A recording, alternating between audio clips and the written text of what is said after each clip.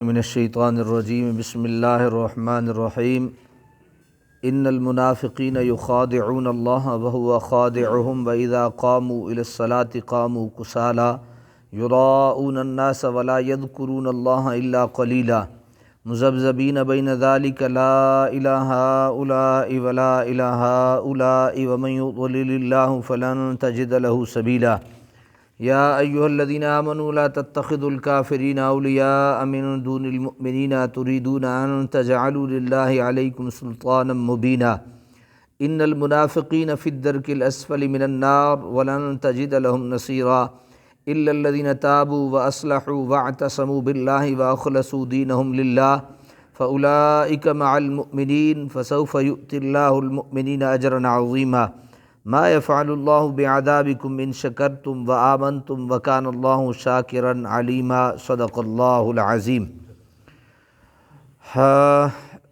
آیت نمبر 142 سے لے کر 147 تک الحمدللہ آج 5واں سپارہ مکمل ہو گئے۔ الحمدللہ ثم الحمدللہ ثم الحمدللہ۔ اللہ تعالیٰ کا لاکھ مرتبہ کروڑوں مرتبہ اور بے حد و بے حساب مرتبہ شکریہ ادا کرتے ہیں کہ اس نے ہمیں توفیق عطا فرمائی کہ آج ہم 5 سپارے مکمل کر چکے ہیں۔ ان المنافقین، بے شک منافق، یخادعون اللہ، اپنے گمان میں دھوکہ دے رہے ہیں اللہ کو، اپنے گمان میں دھوکہ دے رہے ہیں اللہ کو، وَهُوَ خَادِعُهُمْ، اور اللہ تعالیٰ سزا دینے والا ہے انہیں دھوکہ بازی کی۔ یہاں ایک بات صرف عرض کر دوں پھر آگے چلتے ہیں۔ اب دیکھیں، یخادعون اور خادعہم، پہلے میں ہم نے ترجمہ کیا کہ وہ دھوکہ دے رہے ہیں، اور دوسرے میں ہم نے ترجمہ کیا کہ اللہ انہیں سزا دے رہا ہے۔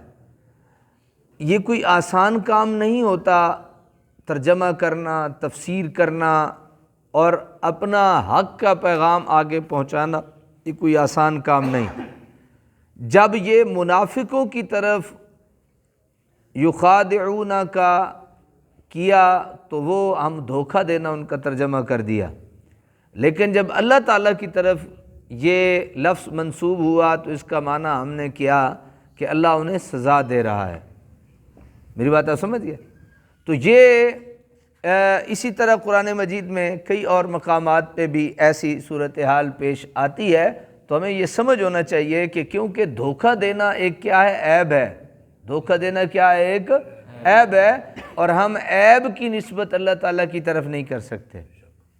کسی کی کیا مجال کہ وہ یہ کہے کہ اللہ دھوکہ دیتا ہے؟ جاہل سے جاہل آدمی بھی یہ کہنے کے لیے راضی نہیں ہوگا، لیکن آ کے پریشان تو ہوتا ہے ایک عقل رکھنے والا کہ یہاں ایسا کیوں اور یہاں ایسا کیوں۔ تو ادب کے تقاضوں کو ملحوظ خاطر رکھ کے ہی ترجمہ اور اس کی تفسیر کی جاتی ہے، ادب کے تمام تقاضوں کو پورا کرتے ہوئے۔ اللہ تعالیٰ سزا دینے والا ہے انہیں اس دھوکہ بازی کی۔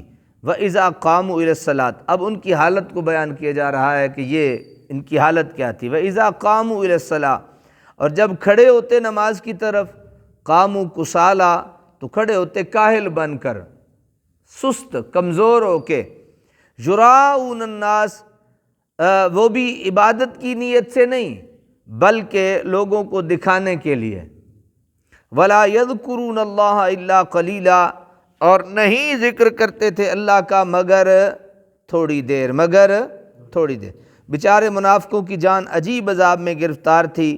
جب دل ایمان سے خالی ہو تو نماز کون پڑھے، لیکن انہیں مجبوری یہ تھی کہ اسلام کا یہ ظاہری لباس جو انہوں نے پہن رکھا تھا، اگر وہ نماز نہیں ادا کرتے اور جماعت میں شریک نہ ہوتے تو تار تار ہوتا ہے، اور ان کا نفاق بالکل عیاں ہو جاتا، اس لیے انہیں بادل ناخواستہ جماعت میں شریک ہونا پڑتا تھا، اور اس میں بھی للہیت کی بو تک نہ تھی، بس لوگوں کو بتانے کے لیے کہ وہ مسلمان ہیں انہوں نے یہ سوانگ رچا رکھا تھا، اور وہ جذب و کیف اور ذوق و شوق جو مسلمانوں کو یاد الہی میں نصیب تھا ان کو تو اس کی ہوا تک بھی نہیں لگی تھی۔ امام نے سلام پھیرا، یہ جوتیاں ہاتھ میں لیے مسجد سے بھاگے۔ معلوم ہوا، اب ذرا یہاں پہ توجہ سے سنیے گا، معلوم ہوا نماز سے فارغ ہو کر ذکر الہی میں مشغول رہنا، کلمہ شریف، درود شریف پڑھنا، تلاوت قرآن مجید کرنا، یہ وہ چیزیں تھیں جو مسلمانوں کو منافقوں سے ممتاز کرتی تھیں۔ ہمارے ہاں چشم بدور اب ایسوں کی کمی نہیں جو نماز کے بعد کلمہ یا درود شریف پڑھنے والوں کو بدعتی ہونے کا الزام لگانے میں کسی نرمی کی روادار نہیں، اللہ سمجھ دے۔ مذبذبین بین ذالک لا الہ ہؤلاء ولا الہ ہؤلاء، ڈاواں ڈول ہو رہے ہیں کفر و ایمان کے درمیان، نہ ادھر کے اور نہ ادھر کے۔ ومن یضلل فلن تجد له سبیلا، اور جس کو گمراہ کر دے اللہ تعالیٰ تو ہرگز نہ پائے گا اس کے لیے ہدایت کا راستہ، یعنی نہ زمرہ مومنین میں اور نہ گروہ کفار میں، کبھی یہاں اور کبھی وہاں۔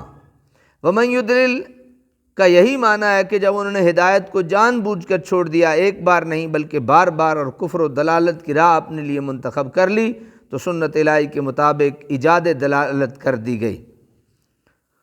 ٹھیک ہے جی۔